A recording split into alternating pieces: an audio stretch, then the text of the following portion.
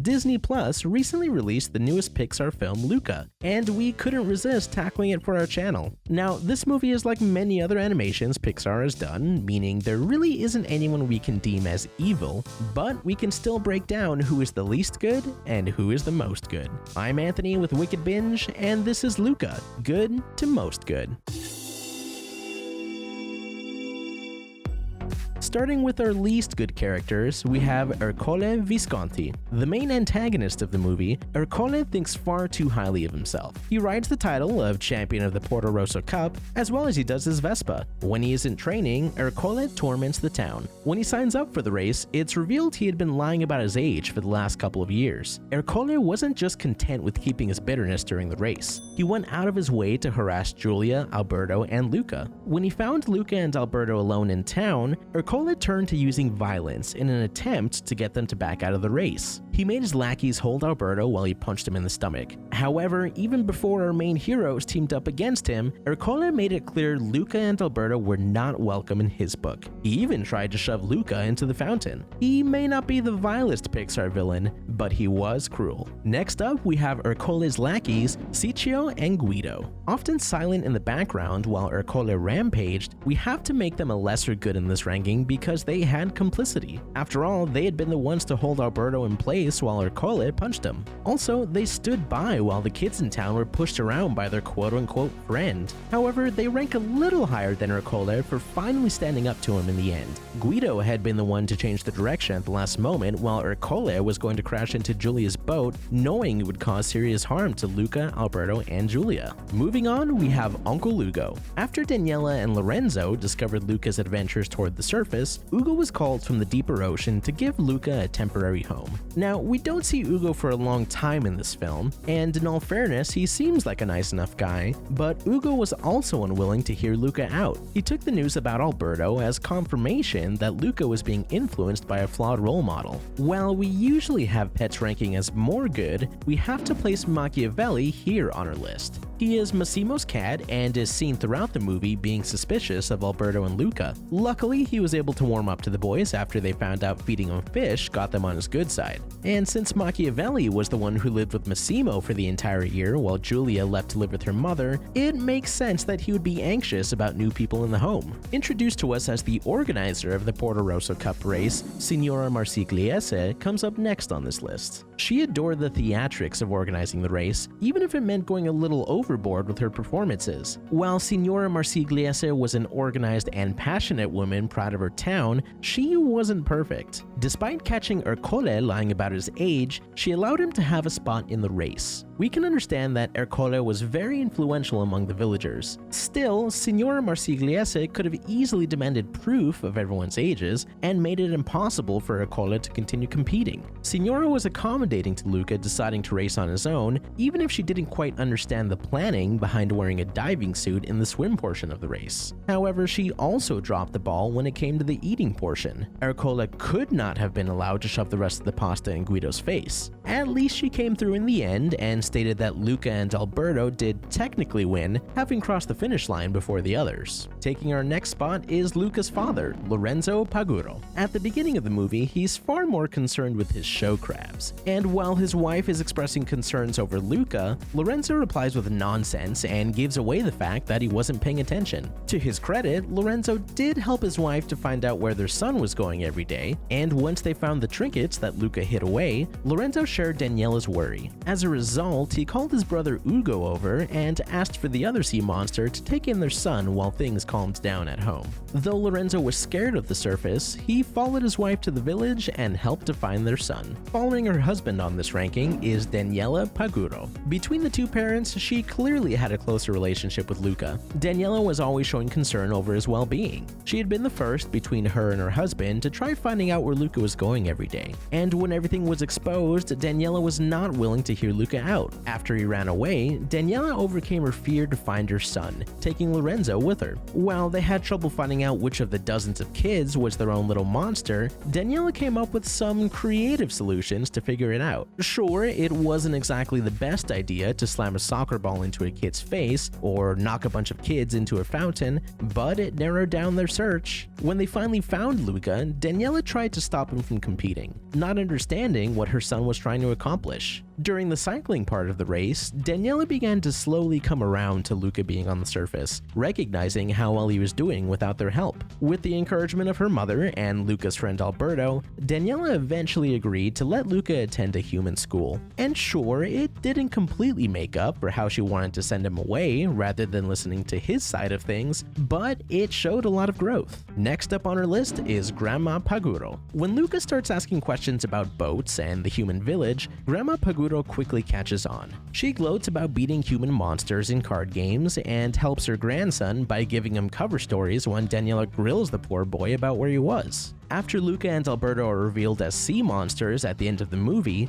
Grandma Paguro makes another appearance, explaining that she came there often. She encouraged the idea of Luca going to school and immediately approved of Alberto and Giulia. Our next spot goes to another parent, Massimo Marcovaldo. Giulia's father worked as a fisherman and was one of many on the hunt for sea monsters. Massimo had no issue with his daughter racing and didn't really object to her creating a team, but he did have to be upfront with how they still had to afford the entry fee. After giving Alberto and Luca a chance to help him work, Massimo was quick to warm up to his daughter's friends. He put the two to work to make them earn their keep, but we count that as a fair trade rather than a strict work ethic. When Massimo saw for himself that Luca and Alberto were the sea monsters he had been hunting, he had been one of the first to defend them. While he had been raised in a town that taught him to be afraid of such creatures, Massimo was able to rise above that fear and see them as the young men who helped and befriended his daughter. By the end, it was also hinted that Massimo figured out Grandma Paguro's secret. He doesn't sound surprised when handing her a plate of food and calling her by her name. It's a fun hint that perhaps Massimo was one of the many humans that lost to her in a game of cards, further cementing his acceptance of Luca and Alberto being sea monsters. Not to mention, he was happy to accept Alberto living and working with them once Luca and Giulia left for school. Between Massimo missing his own child during the school year and Alberto's father leaving him behind,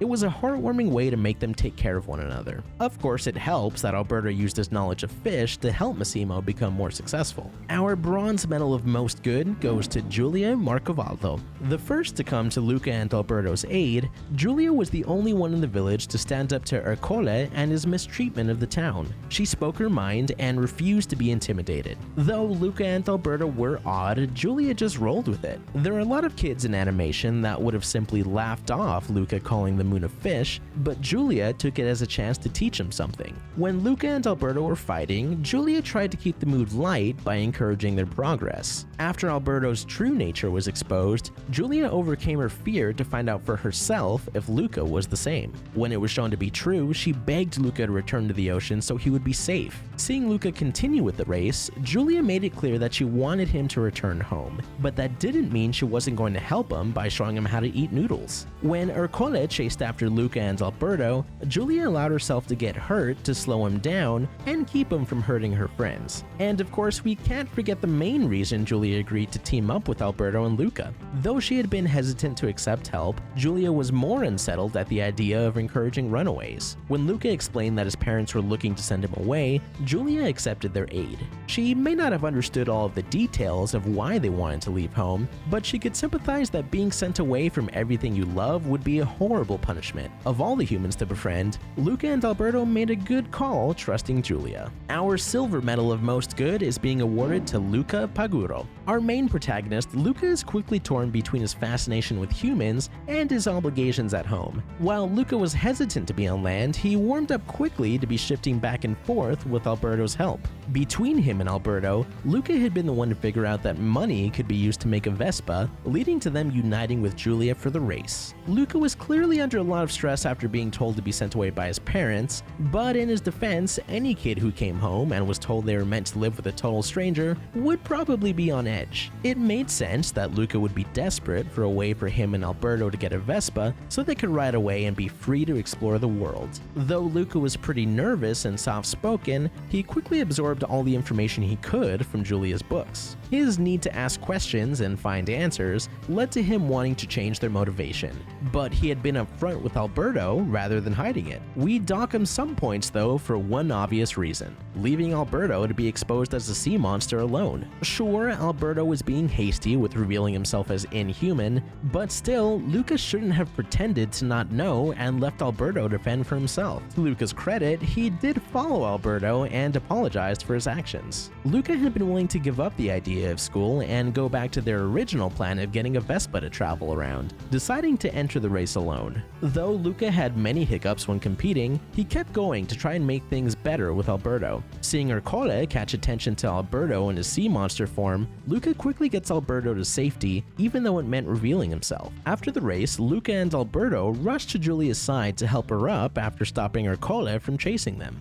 Before everyone, including the parents that tried sending him away, Luca stood his ground, finally honest with the village about who he was. We can only imagine how well Luca will do in school since he could chase after his dream thanks to his friend. Finally, we're granting the gold medal of most good to Alberto Scorfano. Alberto was a great friend to Luca from the first moment they met. While some may argue that leading Luca to the surface was a bad choice, we have to disagree. Alberto was able to introduce Luca to all the things that made the surface world fun and exciting. When Luca expressed how his parents were planning to send him away, Alberto sympathized and tried to find a way for him and Luca to live their own lives. Sure, going on the hunt for a Vespa and deciding to live their lives traveling wasn't the smartest or most thought out choice, but still, they were only 14-year-old boys that were still learning about humans. Alberto did express some jealousy when he thought he was losing Luca to Giulia, but eventually he was able to overcome it and help Luca accomplish his dream of going to school. By the end of the movie, Alberto still had his own issues to deal with. He was trying to come to terms with his father abandoning him, and he also still had to deal with his new friends being so far away from him. But he still whooped and cheered for Luca's departure to give him peace of mind. In all honesty, Alberto had every right to be angry with Luca after their fight. We agree that Alberto acted jealously and could have found a better solution than letting Giulia see him in his sea monster form, but seeing Luca pretend to not be like him and denounce him in front of the townspeople had to have been nothing short of heartbreaking. When Luca sought him out, Alberto had internalized all of his anger, seeing himself as unworthy of loyalty or affection. When Luca declared he would race alone, Alberto had initially brushed off the idea as crazy. He clearly doubted the possibility since they both knew there was a swimming portion that would have been near impossible to navigate without being revealed as a sea monster. But when Luca kept going, Alberto showed up in the rain with an umbrella, ready to cover Luca and keep him from being found out. When Alberto was revealed in front of the townspeople, he begged his friend to stay dry rather than expecting Luca to follow suit. He stated that Luca was still safe so long as he stayed away. When things settled, Alberto took things a step further. He sold the Vespa they had been dreaming of owning to get Luca a train ticket, giving his blessing for Luca to go to school. Alberto was a prime example of what it means for someone to have a heart of gold and more than earned a spot in the Pixar Heroes Hall of Fame. Before we go, we wanted to hand out some extra medals to the characters that fit them the best. The Lust medal we're going to give to Luca. Kind of in a loose sense of the word, lust can mean an intense love of something, and Luca has that covered with his fixation on human things. From the beginning of this story, Luca is desperate to know more about the land and the supposed monsters that walk among it. His love of the human world ran so deep that he wanted to learn everything. Going home with the Wrath medal and the Pride medal is our main antagonist, Arcola. Not only due to the race, but because he was able to use the money he won to buy flashy things, like a top-of-the-line Vespa. When Alberto and Luca joined Giulia for the race, Arcola tried intimidating them with physical assault and threats. Not to mention, when the town was beginning to cheer Luca's efforts on, Arcola was seen scolding them for showing support to an underdog. The Greed medal we're gonna give to Daniela. We're giving her this medal because of her demand to keep her son isolated. Though we can understand her motivations, Daniela made a mistake many parents make when controlling their children's surroundings, and this is not taking the child's wants and needs into account. out. Daniela was so preoccupied keeping Luka alive, she didn't really speak to him about her concerns. The sloth medal goes to Lorenzo. Luka's father isn't seen doing a whole lot during most of the movie. While his wife is the one to make plans and worry about Luka, Lorenzo has a far more relaxed approach to life. He's seen in the beginning just fussing over his show crabs and barely paying attention to Luka. By the end, Lorenzo was able to admit that he didn't show his son the attention Luka needed from his father. Finally, we have to give the gluttony medal to Machiavelli. Machiavelli often hissed or growled at the two, not happy knowing that they were the sea monsters the people of Porto Rosso had grown afraid of. The only thing that made this feline happy was Luka feeding him fish anytime he would growl. And that ends our ranking. But let us know in the comment section who you think are the least good and most good characters in the Pixar film Luca, and tell us what we should cover next. Remember to hit that notification bell and binge our Good to Evil playlist, where we break down the morality of the characters in your favorite cartoons, shows, and movies. But most importantly, stay wicked.